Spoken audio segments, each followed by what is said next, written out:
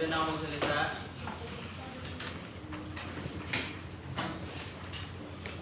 So, nagawa niyo man lahat yung pre-lecture, no? Yes, sir.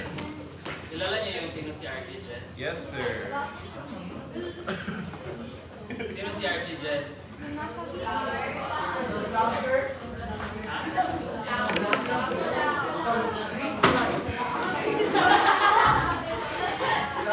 Guys, si Sir Jesse is a faculty also here in Ateneo.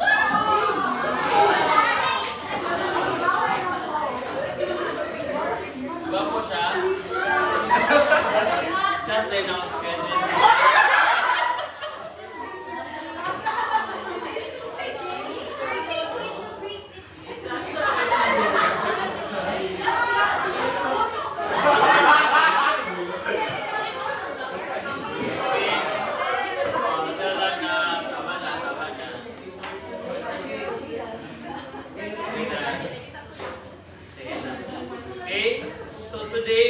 Discussing all about Greek architecture. Okay? So, can anyone tell me why do you think Greek architecture is significant in the study of history of architecture? Okay. Greek architecture is the cradle of Western civilization. No, what I mean is, bakit siya important sa study of history of architecture? Sa architecture in particular? Because they give the three classical orders, which is Ionic, Doric, and Corinthian, and they set up like basta they because of those orders they were able to like give us like what to do for it to be pretty and beautiful. Okay. As long even if it's simple. Okay, very good. So, although simple and simple lang ang kanilang mga designs, they were the first civilization who mastered the art of architecture. Okay? Through proportion and calculative na designs. Okay? So that is what we will discuss for this topic. So here are the outlines. Overview, phases, classical orders, building materials and architectural techniques, temple architecture, civic architecture, and other important terminology.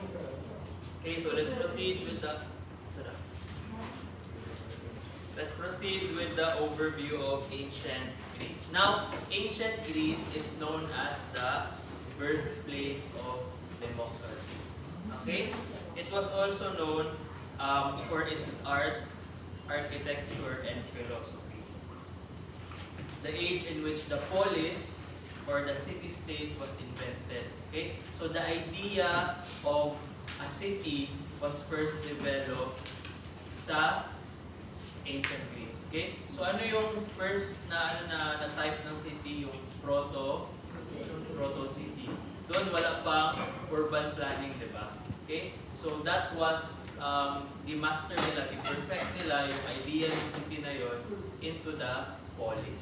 Okay? So dyan galing yung mga metropolis, yung mga megapolis. Okay? So in 507 BC, the Athenian leader Cleisthenes introduced demokratia.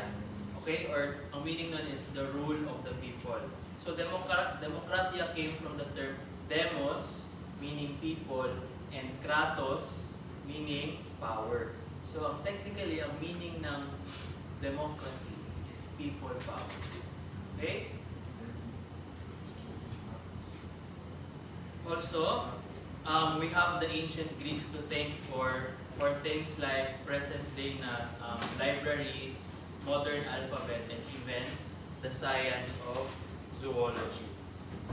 Now, focusing on architecture, the Greek architecture is considered a part of classical architecture. Okay? Umbrella term yan siya of Greek and Roman architecture.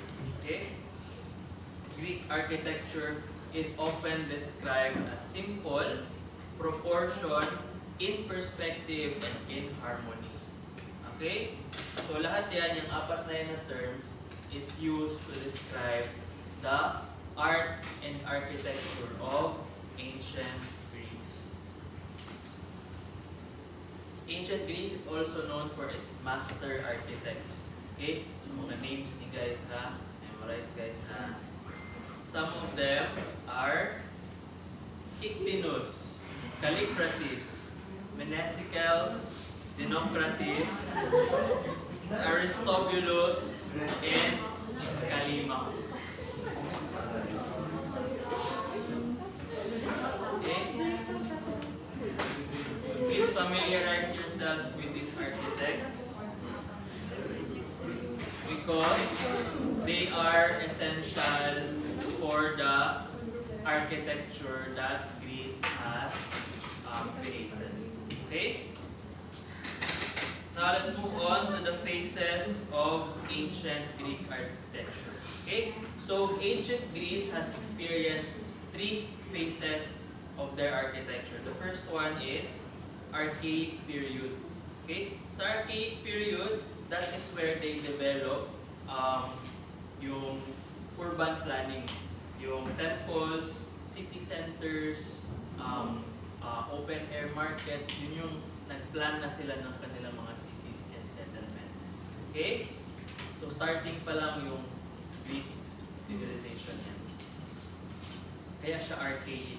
Archaic means old or chaotic.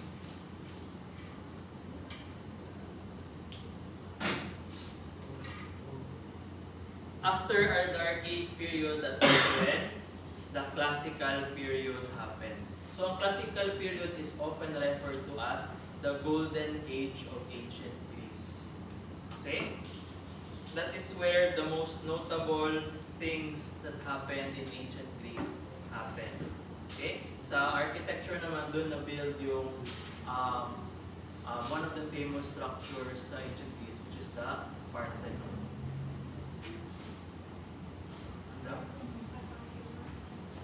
Parthenon. Golden Age. Golden age of ancient classic age. Classical period eh.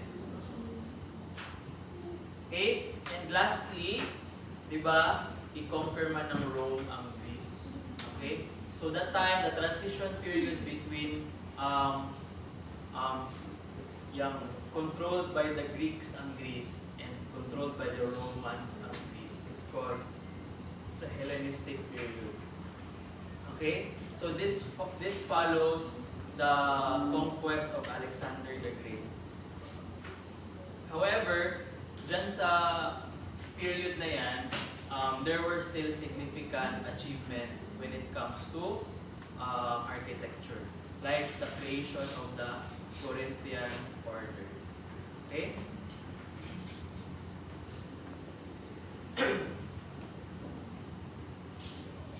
Okay, now architecture in Greece was also influenced by its geography. So ang mountainous regions niya was the Pindus Mountains and Mount Olympus. Okay?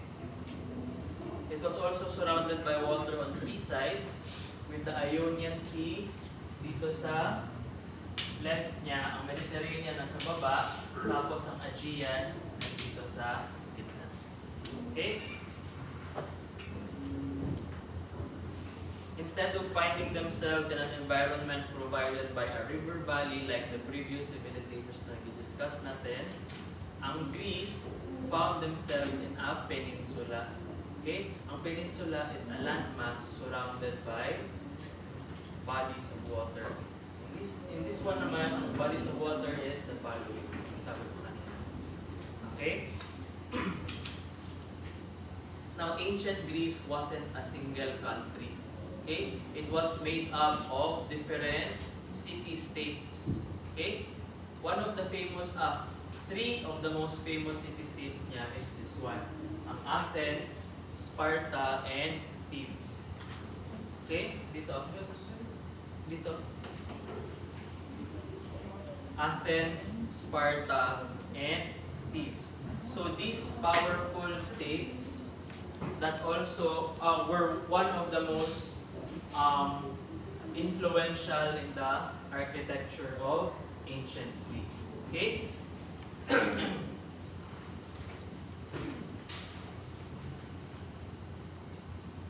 Okay, now let's proceed. So one of the most definitive na features ng ancient Greek architecture is yung kanyang classical orders. Okay? Familiar kayo dyan sa tatlo? Okay, saan nyo yan natutunan? Sa video or sa TOA? Video. Hindi nyo pa yan na-encounter sa TOA? Kaya hindi yun. Sa TOA, di ba?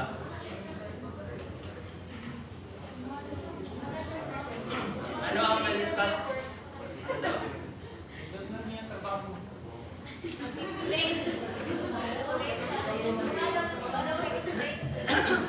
Ano ang natutunan niyo about sa ano? Dito sa tatlo sa TOA? Ha?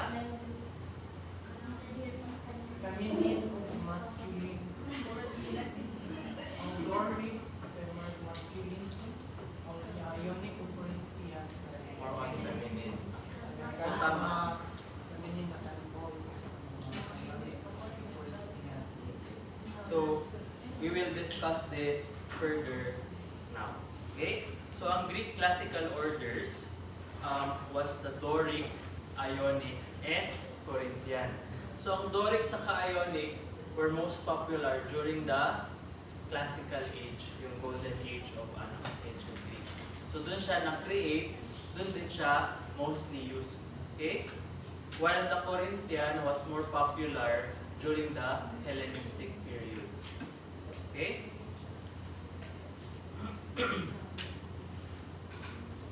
Now, these styles were identified by different column shapes. Okay? Different ang shapes niya. Okay? The Doric, Ionic, and Corinthian orders are essential to understanding Greek architecture. Bakit?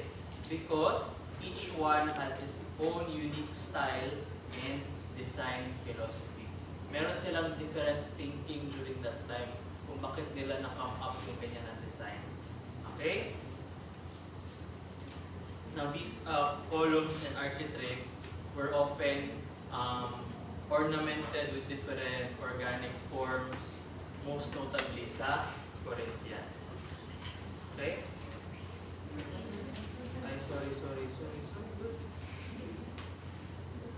Ayan. So, a common theme between the three orders is order and harmony. Okay? So, the orders exemplified beauty and harmony through their element proportions. Kilala niyo guys si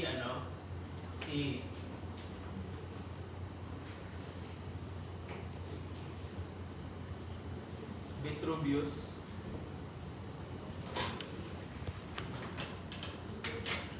Si Vitruvius guys, kilala niyo? Hindi. So Vitruvius is the one who came up with the three mandates or pillars of architecture. Ano yung tatlo?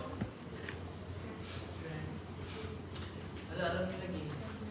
Ano niyo kilala sa Vitruvius? Firmitas. Ano sunod? Anong tawag? Utilitas. And anong beauty? Venustas.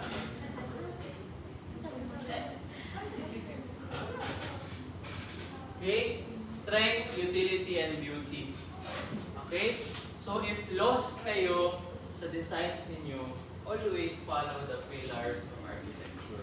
Okay? Dapat strong yung design nyo.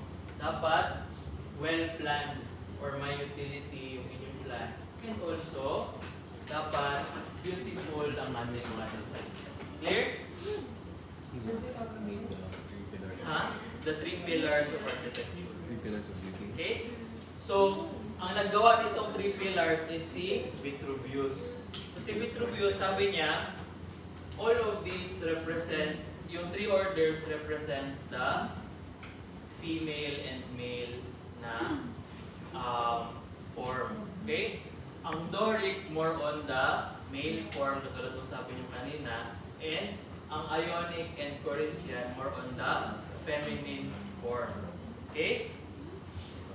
So the basic unit ng pag-measure ng mga orders na to is ang size or ang diameter ng each column. Okay? So wala siyang set amount na number. Okay?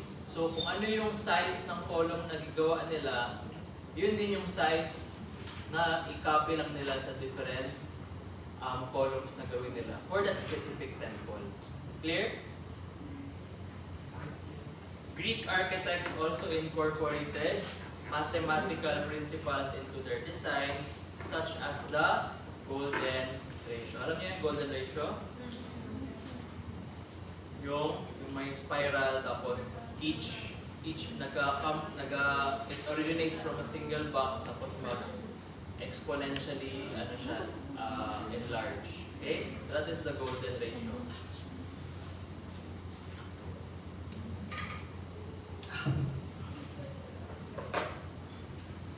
So now, here are the basic parts of the orders. So merong tatlong basic parts ang isang Greek order.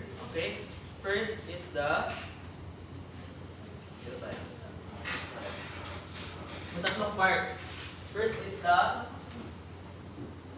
bubong, the triangle part. This is called the pediment. Okay, yun yung blue. Pediment. Next is the entablature.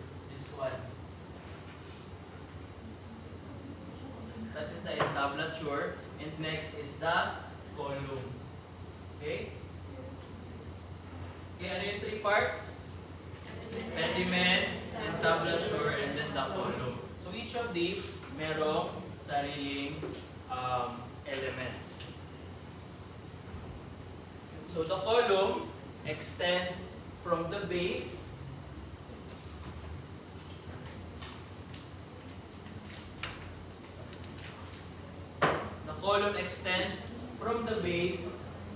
to the shaft to the capital. Nagets? Ang base is ito. Okay? Then ang shaft is this one. Okay? Then ang capital is this one.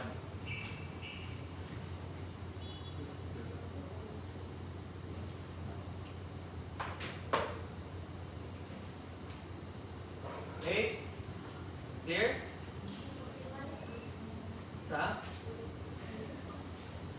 Explain ko ulit.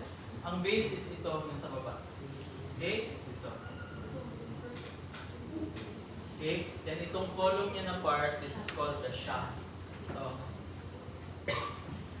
Shaft.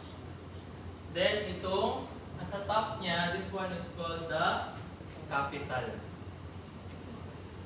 Ay, sulat na ako pala. Alright? Clear? Then, the next part is the entablature. Now, ang entablature, meron siyang three basic parts, which is the architrave, the frieze, and the cornice. So, dito,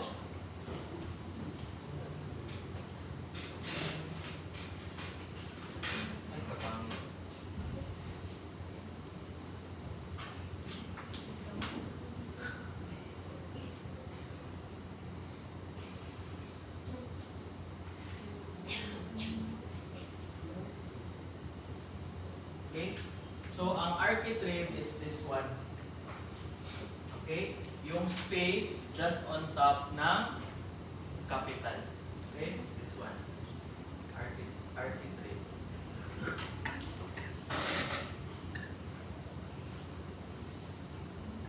Now, itong part na to, on top of the architrave, that's called the frieze.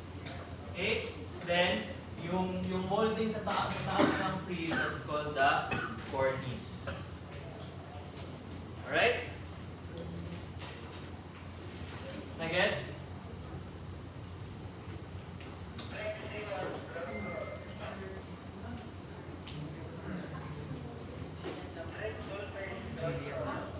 Jillian Lau? Juliet? Juliet. Ah, wala. Juliet. Ano ba? Now. Ay, nag-clinic siya? Nag-clinic si Juliet Lau? Ha? ID daw niya nandyan? Diba yun? Oh, Juliet.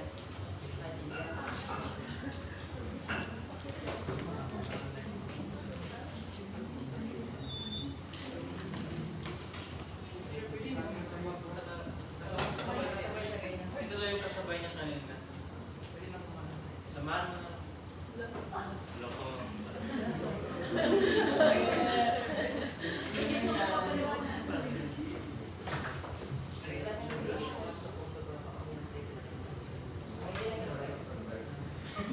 Ano daw?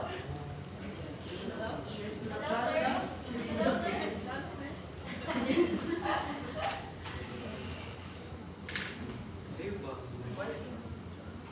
Ano daw? Okay, let's continue. Sir. Ha? Ang focus namin ba? Ano man? Wala na. Busa na lang yung isa. Nagpalpitate daw siya. Nagdagan daw siya sa kondo. Ano, copy man siya. Gawa na lang din.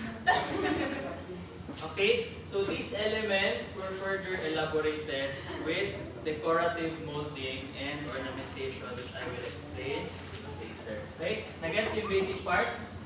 Okay, ano yung pang-apat na part? Yung kabubungan niya. Okay, so this triangle part here is called the pediment. Okay, clear ha? Next one na.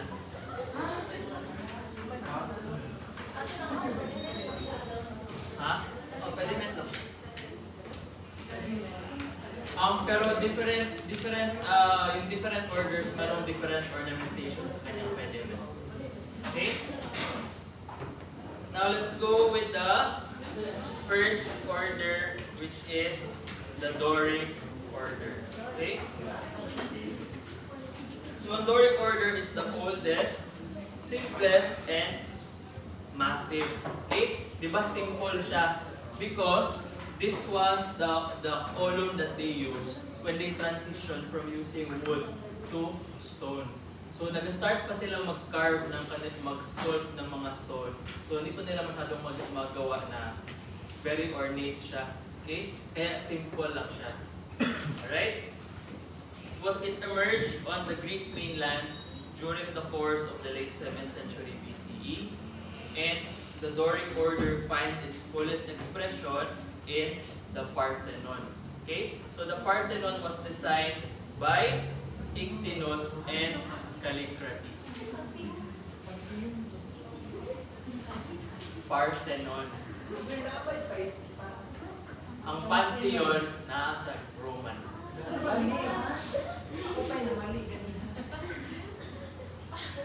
Okay? So here are the specific parts. Hi, nako.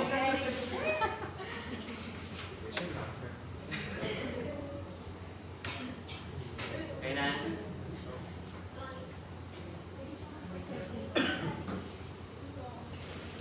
Alright, so here are the specific parts ng Doric order elements. So sa pediment niya, meron siyang acroterion.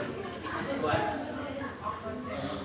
Okay? So ang acroterion is a sculpture sa bottom ng kanyang pediment.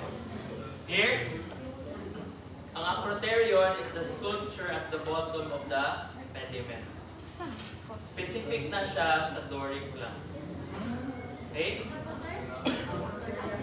Acroterion is the sculpture at the bottom of the pediment or the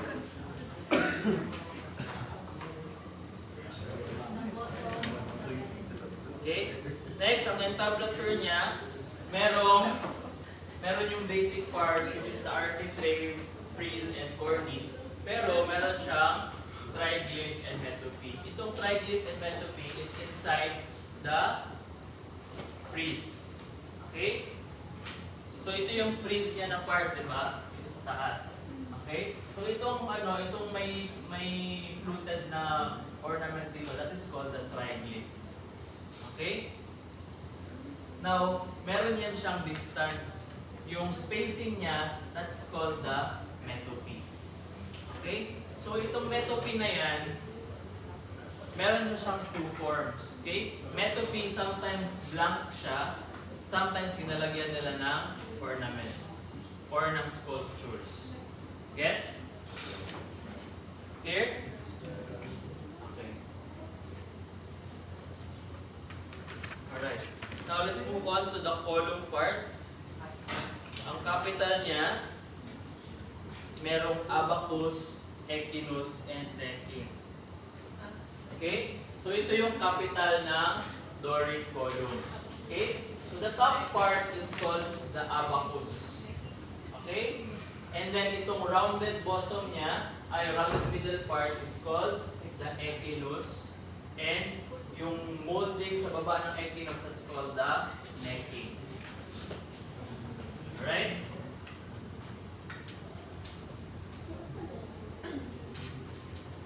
Then, ang shaft niya, walang laman. Okay? I mean, yung base niya pala is walang laman. Okay? Kasi yung ibang mga orders, meron yan siyang design dito. Okay? Ang sa Doric, wala yan siya. Tuloy-tuloy lang yung shaft niya hanggang sa ground. Okay? Now let's go on to the design analysis of the Doric order. So, it is placed close together and are often without bases, katulad ng sabi ko kanina. Okay? Its vertical column shafts are thinner at the top.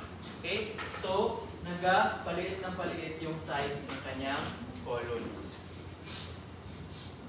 Shafts are sculpted with concave curves called flutes. Okay? So, ang itsura niyan, for example, ito yung circle. Bakit ang circle?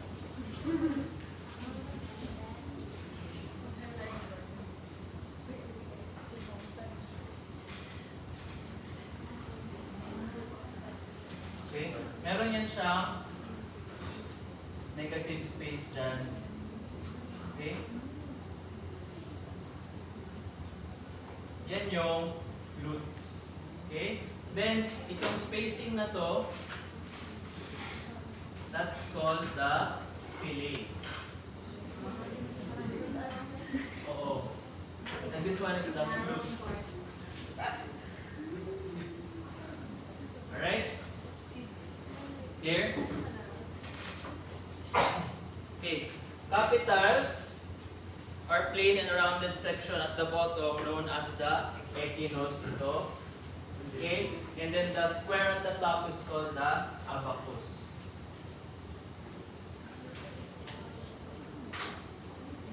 The frieze is separated from the architrave by a narrow band called the regula. Diba ito yung frieze niya? Yung metope niya dito merong design, may sculpture. So itong band na to, this one, that's called the regula. Regula. Okay? The entablature has a distinctive frieze decorated with vertical channels or triglyphs, and between the triglyphs are spaces called metopes. Now, an example of a building that has incorporated the Doric order greatly is, sabi ko kanina, the Parthenon. Okay? So the most iconic example of the use of Doric columns is the Parthenon. It was built to honor the Greek goddess Athena. Okay? Its interior was built by Phidias. Sino yung architect nito? Mali. Ang architect nito is si Ictinus and Callicrates. Diba? Nakasulat kanina. Nakasulat ng kanina. Yan o. Ictinus and Callicrates. Si si Phidias, kung ibasa nyo, built the interior. Okay? Most notably, the statue of ivory and gold of the goddess Athena. So, ang colonnade niya, or yung surrounding na columns, amounted to 8 columns on the east and west and 17 on the north and south. So 8 to siya, 1, 2, 3, 4, 5, 6, 7, 8, tapos 17 dito. Okay? Sige na, picture nyo na. Okay na? Now let's move on to the next order, which is the Ionic order. Okay. It originated in the mid-6th century BCE Asia Minor, specifically in Ionia. Okay? It has been transmitted to mainland Greece by the 5th century BCE, and one of the most striking examples ng kanyang paggamit is yung Temple to Athena ni Nike.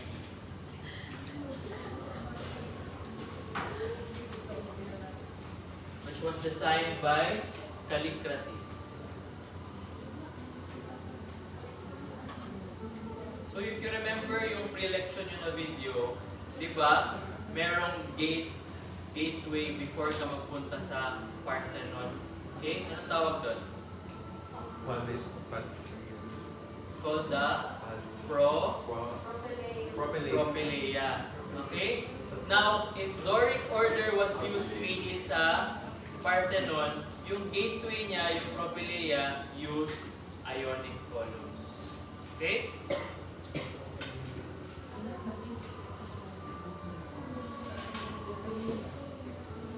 Sige lang, meron yan siya mamaya slide. Sorry.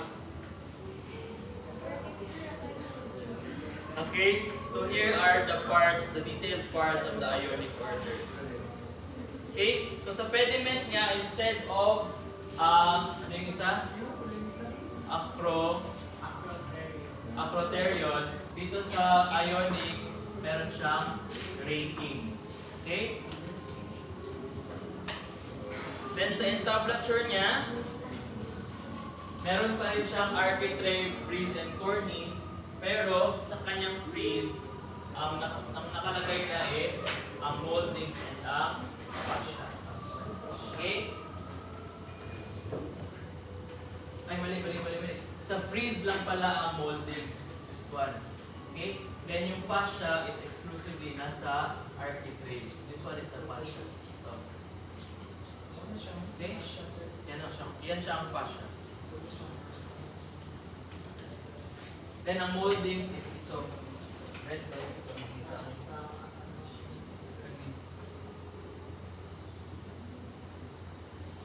Yan yung moldings.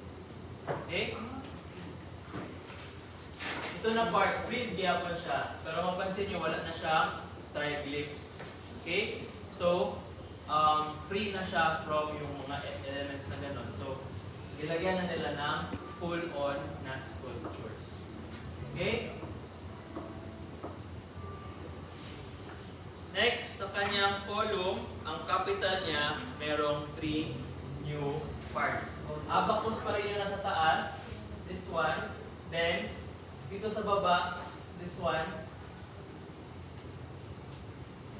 That's called the echinus.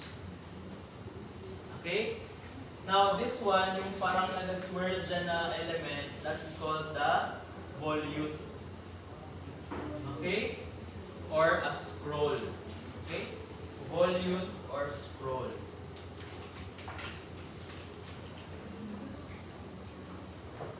Then, sa kanyang shaft, dito sa kanyang base, meron ng design, which includes the torus, this one.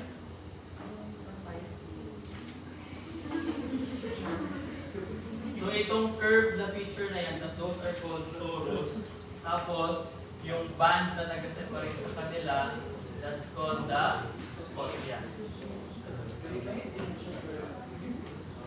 Ang good lagi sa ilang.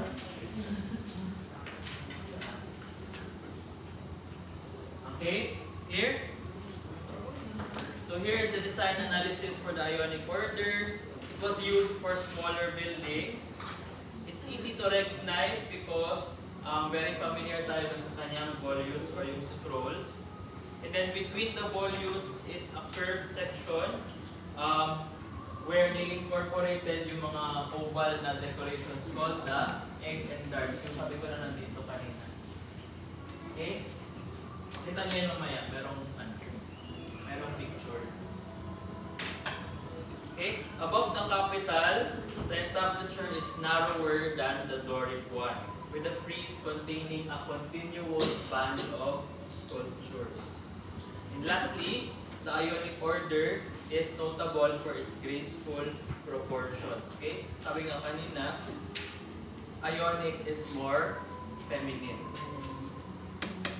Now, a famous building that incorporates the Ionic order is the Temple of Artemis.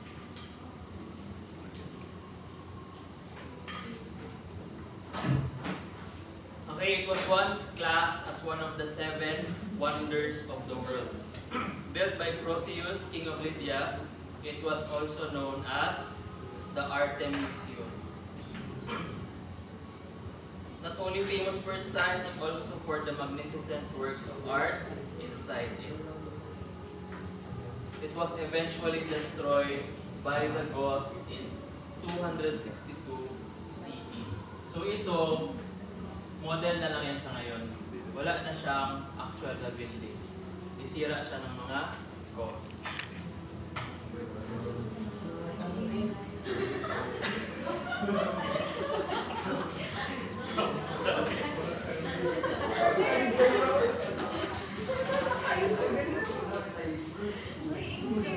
Now let's move on to the last classical order, which is Corinthian.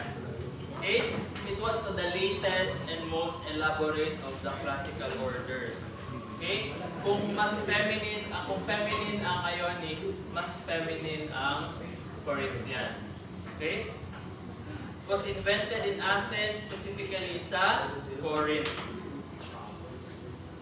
It's similar to Ionic, but with a more decorative capital, and was favored more during the Hellenistic period. So here are the detailed parts.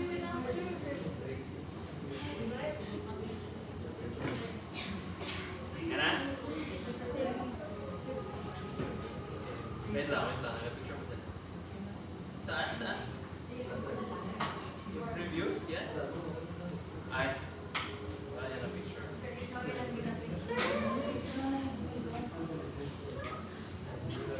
Okay. So here are the detailed parts of the Corinthian order. So sa pediment niya, walang design. Okay? Walang ornament yung kanyang pediment. Katong raking. Katong diri, merong parang pointed na something dyan.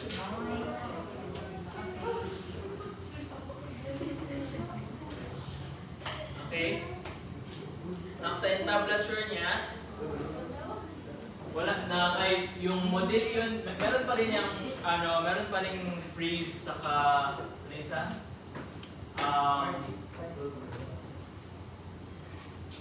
Wala na. Ano 'yan?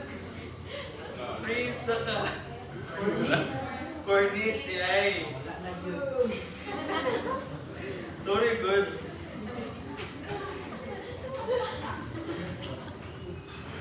Okay. Pero dito yung entablature niya merong dalawang bagong moldings. One is the dentil or yung mga square na supports. Okay? Which separates the entablature from the cornice. Okay? Then sa kanyang cornice na part, nandun na yung modillion. Okay? Circular yan siya na shapes. Okay? Then sa column, ang capital niya, merong 4 different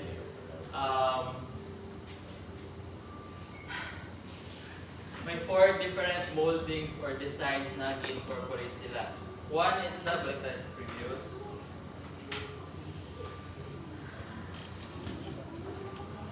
Okay, first is the acanthus leaves. So ito yun, yung mga acanthus leaves. Okay? Yan yung acanthus leaves. Then, meron pa rin scrolls or yung volutes, this one. Tapos, merong astragal. Ito yung parang ribbon dito. Then, rosettes. Rosettes is the flower-like na element dito. Okay? So, grabe dyan niya kapag very organic ang kanyang itsura. Okay?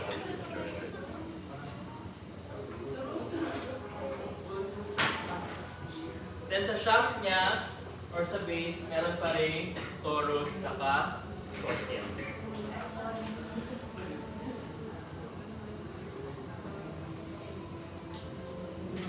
Okay, now let's move on to the design analysis of the Corinthian order. Similar to the Ionic, pero meron lang siyang acanthus leaves, most notably sa kanyang capital. Okay? Then it's sometimes called the feminine order because it is used at the top level of the Colosseum in Rome, therefore holding up the least amount of weight. So ginagamit siya mostly sa taas kasi pag feminine daw, hindi daw makaya ng more weight. Grabe ka sexy. Okay, it has the slenderest column with the width to height ratio of about 10 to 1.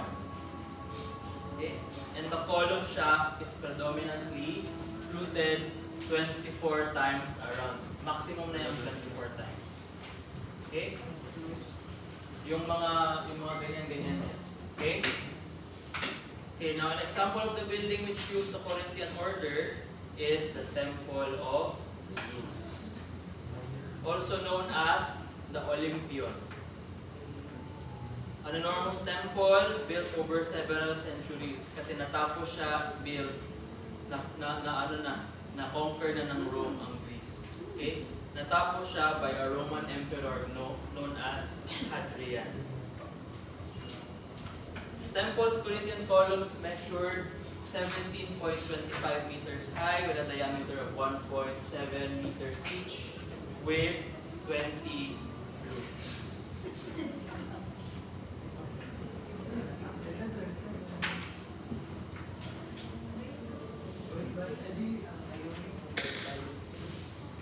Hindi ang Ionic ang feminine. Ang Corinthian ang feminine.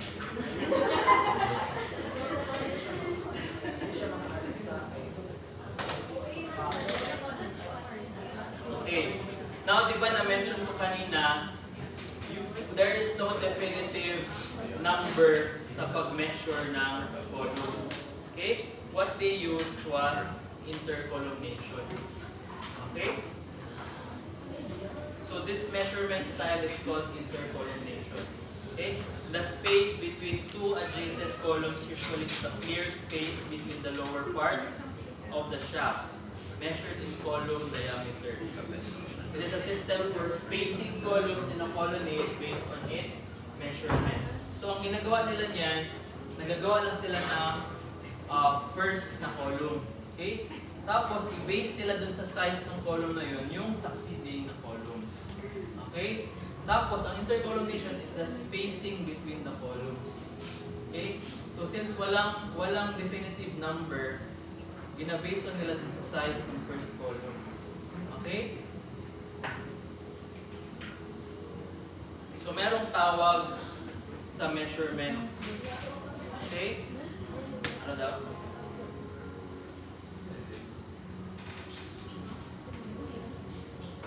Okay? Merong tawag sa each number ng, okay?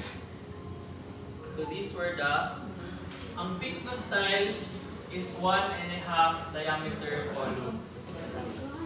Systyle, 2 diameters. Okay? U-style, 2 and 1/4. Pag diastyle, 3 diameters. And then pag array style, 4 diameters. Nagets? So for example, ang diameter ng column sa Temple of Zeus is 1.7, di ba? Okay? So, if naggamit sila ng C-style, ano ang distance between the two columns? Calculator, guys.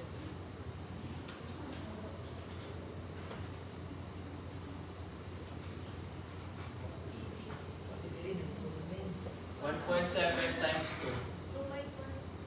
Ha? Okay. So, ang distance between the two columns is 2.14. Okay, nagets yung intercolumnation? Kasi dia style man ang gamit niya. Diaz, ay, si style pala, si style pala. Kung si style ang gamit niya. Okay? 2 diameters ng columns. So, i-times mo lang yung 2 times the diameter of kasi diba dun sa Temple of Zeus, ang diameter ng columns is 1.7. So, kung si style ang gamit niya, 1.7 times 2. Okay? Nagets? Alright. Now, let's move on to the building materials and architectural techniques they used during that time. So, the primary material was stone. Okay? More specifically, marble. Okay? So, Greece is a country founded on marble, as it was primarily used in their private and public buildings. Okay? Early structures used wood, pero nung nag-transition na sila to a more civilized na state, nag-start na sila mag-carve ng stone. Okay? Specifically, marble and sometimes limestone. Okay? They also use chamois or camois to cover their structures. Ang camois is a leather from the camois deer. Okay? Camois is a leather from the camois deer. Okay? Ang specific property niya is it was water resistant. So, ginalagay niya yan sila sa top ng bubong para pag mag-ulan, hindi mag-pass through ang water. Clear?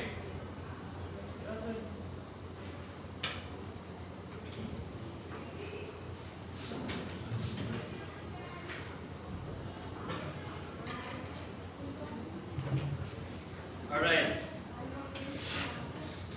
Now, the Greeks were always striving for perfection. Very OC sila sa kanilang buildings. Okay? Now, on perspective, ang mga vertical lines, never yan siya mag-straight. Okay? Palaging nakaganyan, nakascoop. Okay? Tapos, pagkita ng mga grid dyan, lain man. Ayan sila. Dapat straight, kasi perfect man tayo. Perfect daw sila mga grids. Okay? So, they created entasis and curvature. Okay? Entasis and curvature is an architectural technique na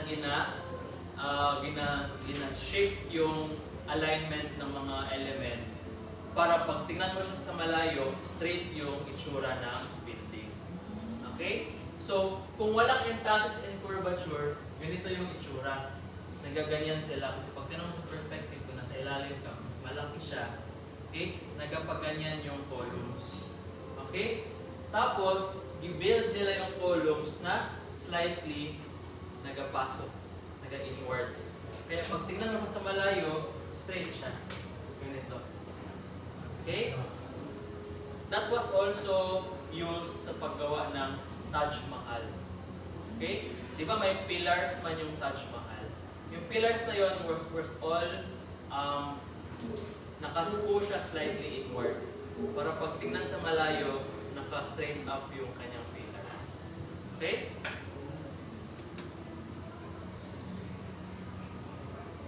Another technique that they used was segmented building.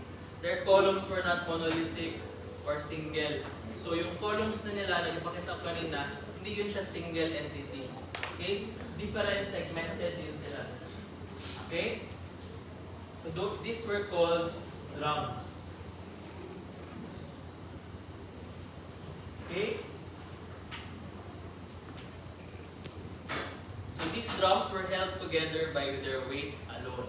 Okay? To help position and rotate the drums, naggamit sila ng wooden tools para i-align yung mga drums sa shaft. Okay? Because of these different na mga architectural techniques, the Greek builders achieved architectonics, or the mastery of architecture. Okay? Other techniques include proper drainage, continuous bases on foundations, and weather or earthquake resisting design.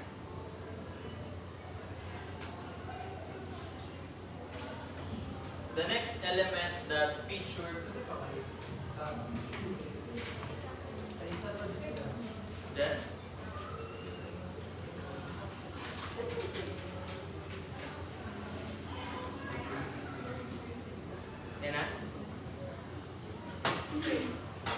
so Greek buildings also featured decorative elements. Okay? Ancient Greek architecture is renowned for its ornate decoration. Maraming sculptures sa kanila. Kanilang pediments sa frieze and sa metopes, as I explained kanina. And these sculptures often featured natural elements, organic elements, mythology, and geometric patterns. So here is an exclusive list ng mga decorative elements that they use for it was also richly decorated with paint and bronze additions. Okay? Now here's the list ng mga different decorative elements that they use.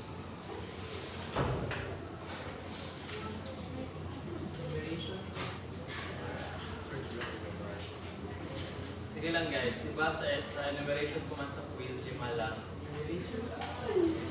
So, mag-memorize lang kayo ng at least 5. Pero sa exam,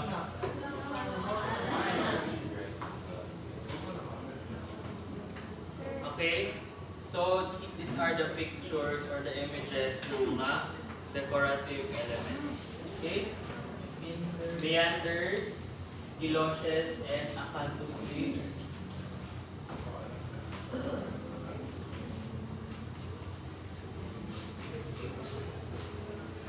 Also, sorry. Ayan.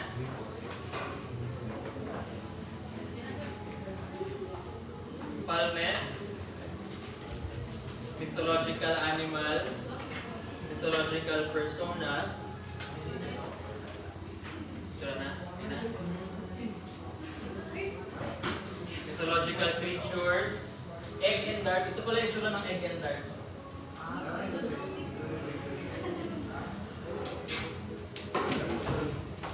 Then rosettes. Sa Corinthia. Then winged victories, fleur-de-lis, and yung beads. Okay? Ang winged victories pala, dyan pala galing yung sign ng ng Nike. Okay? Because the Greek goddess of winning or victories is si Nike. Okay? Pangalan niya Nike. So yung symbol ng Nike na ganito ay pangit. Pangit pa rin. Galing dyan. Okay? Clear? Okay, question dito sa ano? Hindi na question. Okay, may question so far? Wala? Okay, let's continue next meeting. Oh!